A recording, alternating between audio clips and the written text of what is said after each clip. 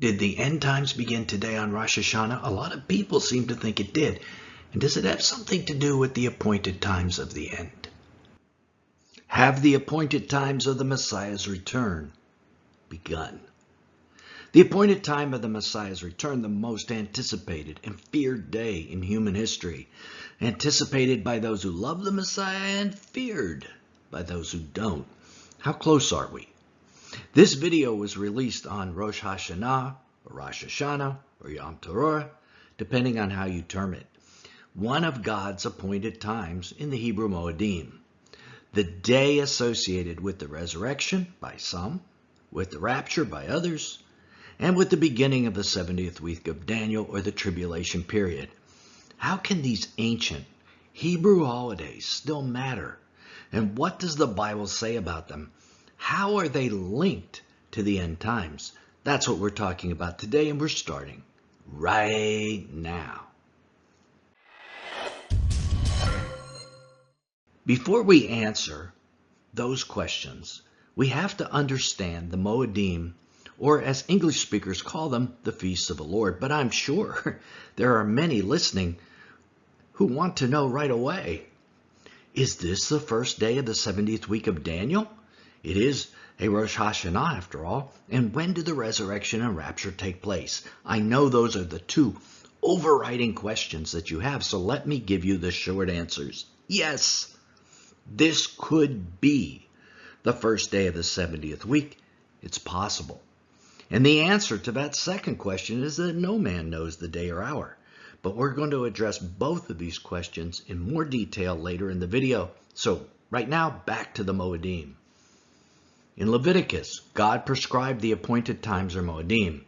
These are the Lord's appointed festivals, the sacred assemblies you are to proclaim at their appointed times.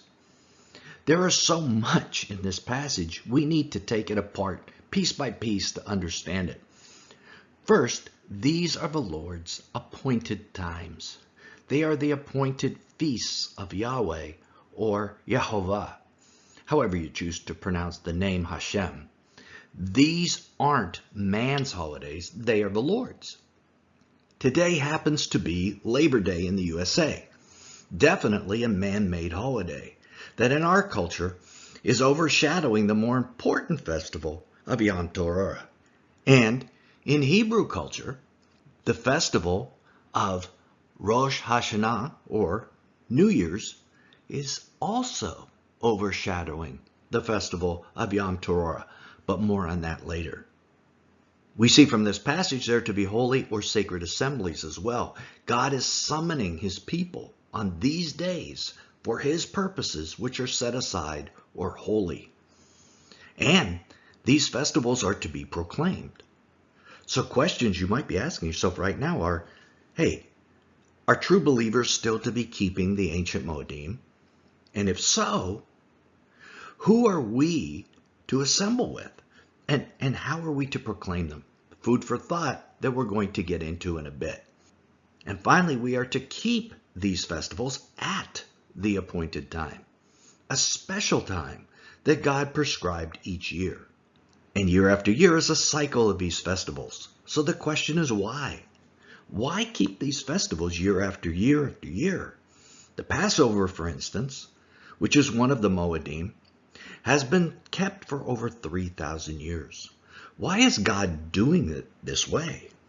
A cycle of 7 festivals, year after year after year. The reason is so that God can describe for us his plan, his complete plan for the salvation of humanity. These Moedim encompass the first coming of the Messiah and also the second. It's the complete gospel. And we know that from the root word that Moedim is drawn from. Yahad, a word meaning to appoint, but also to betroth. So these are his appointments, so to speak, and they are also his betrothal times as we approach the great wedding feast. So year after year, we run through this series of festivals to remind us where we are in the cycle, and also to remind us when these events are to take place. Yes, you heard me right. when they are to happen. You see, it is a well-known fact in Christianity that the first 4 festivals in the cycle, Passover, unleavened bread, first fruits, and Pentecost or Shavuot, happened on the exact day of the Moedim during the Messiah's first coming. The exact day. Jesus was crucified on Passover, buried on unleavened bread, rose from the dead on first fruits, and the Holy Spirit came to believers on Pentecost. That is why God is so specific that these festivals take place on their appointed times, on the exact days, because He is going to keep His appointments, which strongly implies that God is about to fulfill the final 3 festivals, Yom Teruah, or the Feast of Trumpets, Yom Kippur, or the Day of Atonement, and the Feast of Tabernacles on their exact days as well. As we saw, the Moedim are to be convocations, which in the text in the Hebrew, the word is mikvah, which can also mean rehearsal. So the Moedim are rehearsals of what God did and what He is going to do. So when we keep them, we rehearse what is going to happen in the future so we know when we see it, and so that we know what to do. This is an incredibly important point, missed by 99% of the Christian church who does not keep the Moedim. Not only are there feasts of the Lord, but there are also fasts of the Lord, which we are told in Zechariah will become festivals in the future, after the end times. We are doing a separate video on this next week, and if you like this type of analysis, be sure to watch that video as well when it comes out. Now, let's address the question of whether believers in Messiah, who is Jesus of course, should be keeping the Moedim. We've been kind of implying it, but let's get into the details. What do you think? Paul addresses this issue in Colossians. And you, who were dead in your trespasses and the uncircumcision of your flesh, God made alive together with Him, having forgiven us all our trespasses by canceling the record of debt that stood against us with its legal demands. This He set aside, nailing it to the cross. He disarmed the rulers and authorities and put them to open shame by triumphing over them in Him. Therefore, let no one pass judgment on you in questions of food and drink, or with regard to a festival, and that by that he means a Moedim, or a new moon, or a Sabbath. These are shadows of the things to come, but the substance belongs to Christ. This passage tells us that Christ won us our freedom on the cross and disarmed the fallen angels, who are the rulers and authorities in heavenly places. And He did this on His work on the cross. And therefore, and Paul uses that word therefore, we are not to let anyone pass judgment on us in terms of dietary laws, Moedim, Sabbaths, etc. So it is not a sin to not keep the Moedim, as it used to be under the Mosaic covenant. But look at what Paul says next, that these things are a shadow of what is to come, and all of them revolve around Jesus. He is the substance of all these things. Underline that in your Bible. This means the Moedim, the Sabbath, and the new moon festivals are all shadows of things to come. Whoa! These are all rehearsals then for what is coming in the end times. Keeping them might then be a blessing to you by helping you understand God's timetable of His appointed times, His betrothal times. Plus, they are the festivals of Yahweh. They are God's festivals. Why wouldn't you keep them if you love God? And also notice that all the Moedim, not just the fall festivals, as some believe, are going to be involved in the end times. Paul tells us Passover will have a fulfillment in the end times. Pentecost will as well as the 3 fall festivals, and also the Sabbath and the new moon festivals. Again, all of these will be involved in the end times. That's a whoa moment. It's pretty heavy revelation. Paul is telling us that all these things are going to be rehearsals of what is coming on God's timetable. And in this video, we're going to unpack that so you can see how this might be possible. But let's start with the 70th week of Daniel first, because this final 7-year period is when the appointed times of the Messiah's second coming really are fulfilled. Now, in our modern Gentile age of the church, people believe the 70th week of Daniel can begin at any time, on any day of the year.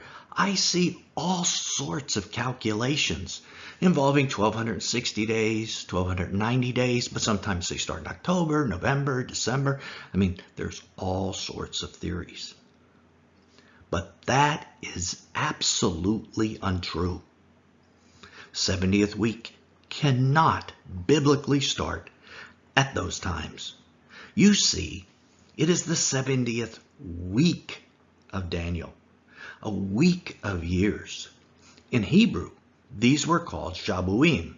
They were a 7-year grouping of years, all beginning on the Hebraic New Year, Rosh Hashanah, or on Yom Kippur in the case of a Jubilee year. These were very specific groupings of years.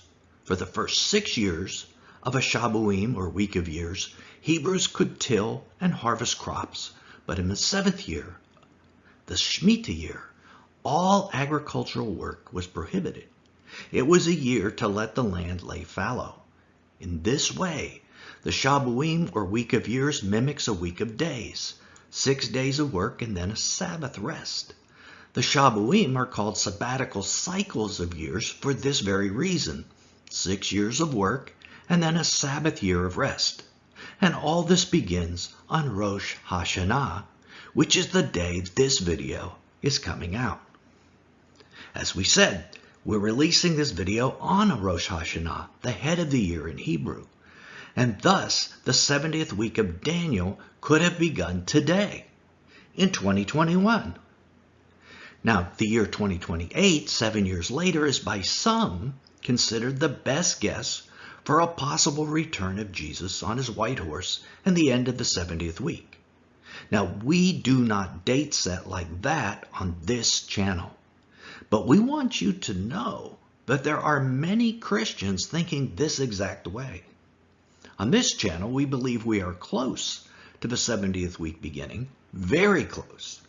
We're just not sure it is this year or next or the one after, etc. But based on the events in the world, it could well be this year. And when it does start, we believe it will start on a Rosh Hashanah, which is the Hebraic New Year. Think about this. Just like 2022 can't start on any old day, like February 4th, the year starts on New Year's. And the years of the 70th week of Daniel start on New Year's. Now, complicating this is the fact that there are 2 Hebraic years, a secular year and a religious year. And we're going to explain that right now. It happens to be related to a term known as time, times, and half a time. And this second term is found in the book of Daniel. What does this phrase mean, and how is it related to the 70th week of Daniel and the Moedim? We know for sure it is found within the 70th week. And someone said to the man clothed in linen, who was above the waters of the stream, how long shall it be till the end of these wonders? And I heard the man clothed in linen, who was above the waters of the stream, he raised his right hand and his left hand toward heaven and swore by him who lives forever that it would be for a time, times, and half a time, and that when the shattering of the power of the holy people comes to an end, all these things would be finished. Now, most Christians interested in prophecy know that time, times, and half a time is thought to be 3.5 years, the final 3.5 years of the 70th week of Daniel, and our channel agrees. But what very few of these believers understand is that the word translated times in Daniel 12 is the word Moedim, or appointed times. Let that sink in. Was Daniel saying these 3.5 years were cycles of the Moedim? We've been talking about the very cycle of appointed times? Yes, that is exactly what we think Daniel is conveying to us. Israelites have 2 years that overlap, a secular year that begins on Rosh Hashanah in the fall, and a religious year that begins on Nisan 1 in the spring. So it is our opinion that these 3.5 years of time, times, and half a time are the 3.5 religious years, the second half of the 70th week of Daniel. Jesus may have referred to this directly when he described the 70th week in the Gospel of Luke. They will fall by the edge of the sword and be led captive among the nations, and Jerusalem will be trampled underfoot by the Gentiles until the times of the Gentiles are fulfilled. This controversial term, times of the Gentiles, actually says something a little different in the Greek that most Christians aren't aware of. Can you guess what it might say? It says the appointed times of the Gentiles, not just the times of the Gentiles. Again, is Jesus saying the time, times, and half a time of the Gentiles? Is that the times of the Gentiles? Is that when the trampling occurs?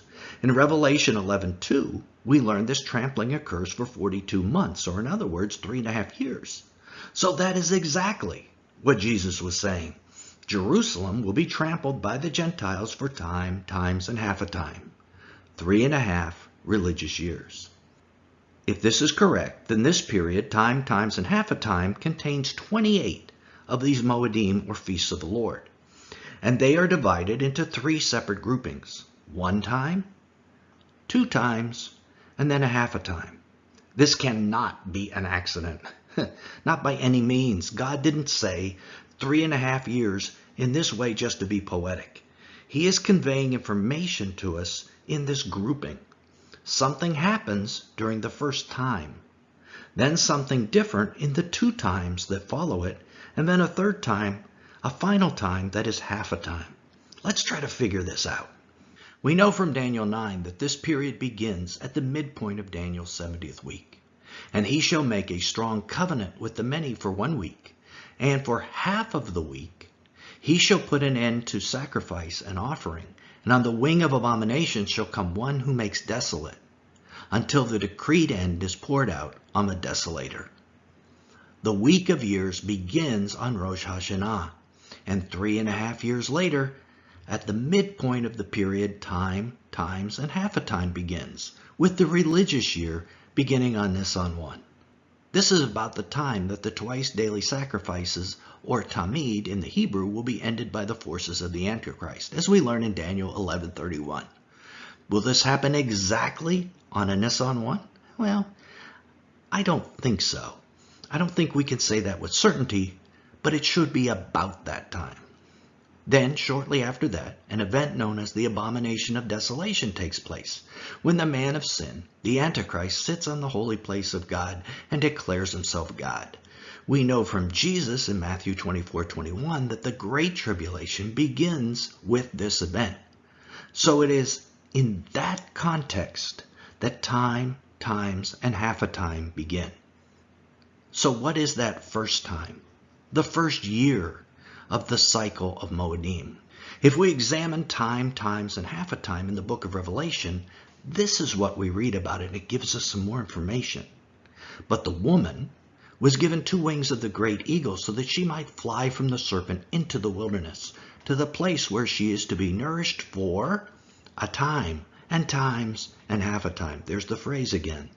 The serpent poured water like a river out of his mouth after the woman to sweep her away with a flood. But the earth came to the help of the woman, and the earth opened its mouth and swallowed the river that the dragon had poured from his mouth.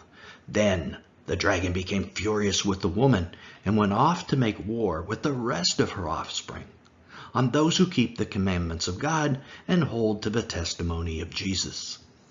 So the woman of Revelation 12 is kept from the dragon for this time, times and half a time. And what follows logically is related to these times or Moedim. One idea is that the first year, or the time, is when the woman is pursued by the dragon, and the second grouping, or 2 times, or years, is when the dragon gives up pursuing the woman and focuses on pursuing the true believers who keep the commandments of God and testify about Jesus. So it is possible that the persecution of true believers doesn't start in earnest until the second year of time, times, and half a time. But this is just our theory. And then there's the final period, the final half a year, the final half a time. Something different is going to happen in that final 1/2 year before the end of Daniel's 70th week and the return of Jesus on his white horse to fight Armageddon. But what is it? Well, before we discuss that, let's answer the second question you asked way back at the beginning of the video. When is the resurrection and the rapture? Remember, as Jesus tells us, it is a day and hour no man knows. So this is only our theory, not our "thus says the Lord" on this topic. And our channel believes the 70th week of Daniel itself, the structure of the week, holds the key. Remember, it is a sabbatical cycle of 7 years. 6 years of work, planting, tilling, reaping, and then a year of rest. So our theory is the people of God will sow, till, and reap God's fields for 6 years. And then in the 7th year, they will experience a Sabbath rest for 1 year. So, on the new moon of a future Rosh Hashanah, Jesus will return in glory and great power and resurrect the dead in Christ and gather them together with those who survived the first 6 years and rapture them both into heaven for a year of rest. If this is not true, please explain to us what this Sabbath year of rest means. The final year of the 70th week of Daniel. How can this possibly be a year of rest during that terrible and trying time, if not by means of the rapture into heaven? Rosh Hashanah is known as the day and hour no man knows because it's tied to a new moon, an event that could happen on any one of 2 days. 2 witnesses would see the new moon, and then after they reported it, a trumpet would be blown announcing the festival. In ancient Hebraic culture, this was known as the last trumpet. Sound familiar? The final trumpet blast on Yom Teruah, the Feast of Trumpets. The only Moedim specifically involved with trumpets. So Paul said that the Moedim would be shadows of the end times. He said the Sabbath would be a shadow of the end times. And he said the new moon would be a shadow of the end times. We have just seen how that could be. We've seen how time, times, and half a time are the Moedim, and they're shadows of the end times. We've seen how the Sabbath, the final year of the 70th week, is a shadow of the end times. It's the year of the rapture. And we've seen how the new moon is also a shadow of the end times because that's the date on which the rapture will happen. But you might say, hey, wait a minute, Nelson, that's all well and good. But we don't know when Jesus returns. So it can't be a specific day like the Feast of Trumpets. That's just nonsense. But if you want to know how that can be and still be a day and hour that no man knows, well, click right here to learn what the Bible says about Yom Teruah and the resurrection and rapture. And what about that final half a year of the 70th week, the final half a time? What happens during that period? Well, click right here if you'd like to learn what happens then. This is Nelson, and I'll either see you there or there.